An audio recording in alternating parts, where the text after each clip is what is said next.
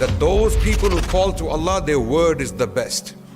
Today we have come here for a very important thing. Someone just reminded me backstage that this may be the most important event taking place in the world today.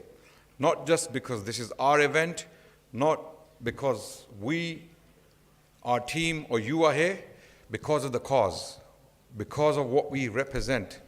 This is why the prophets of Allah came.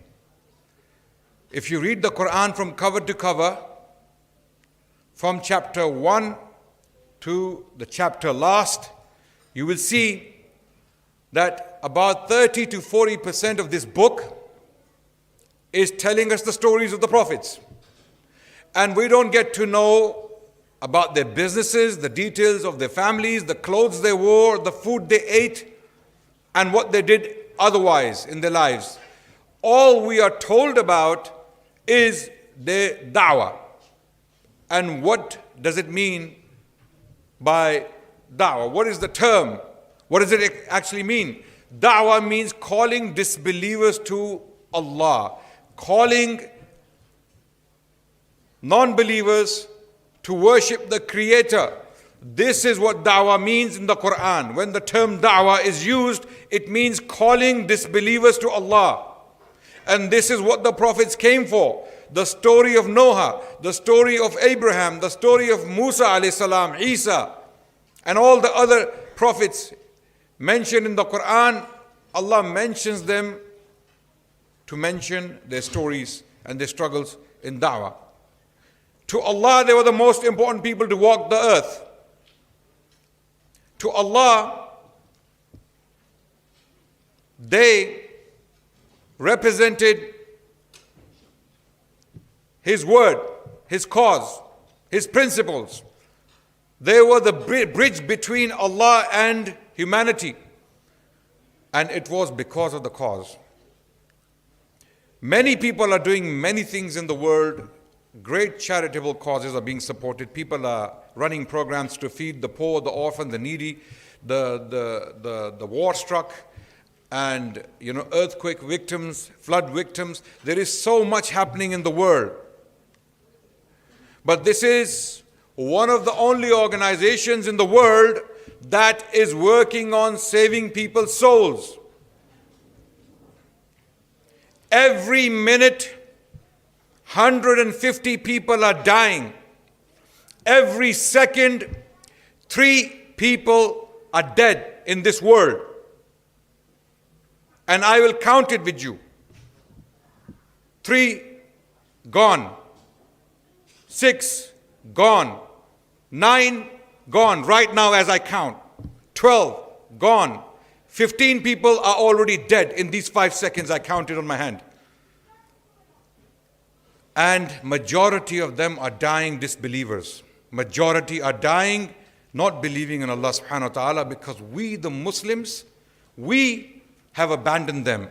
We have abandoned our responsibilities. We were given the task by Allah and His Messenger to take this message forward.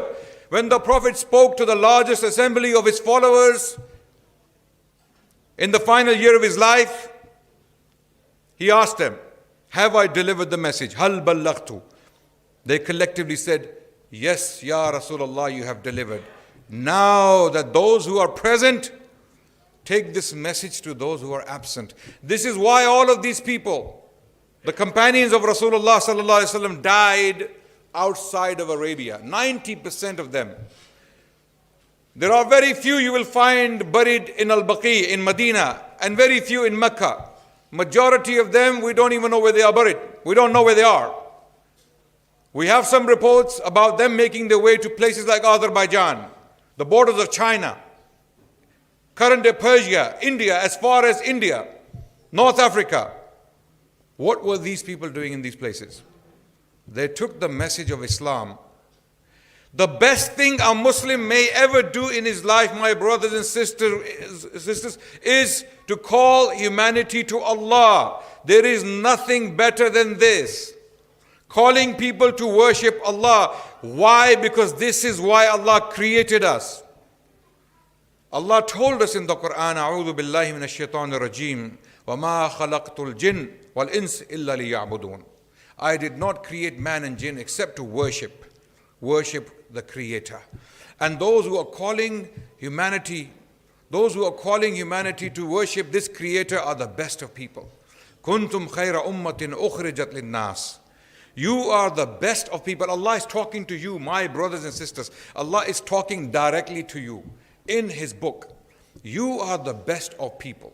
You are the best of people. Why? If you have the following characteristics. You call to goodness, you forbid from evil, and you believe in Allah. If you have these characteristics, you are the best of people, chosen for the people.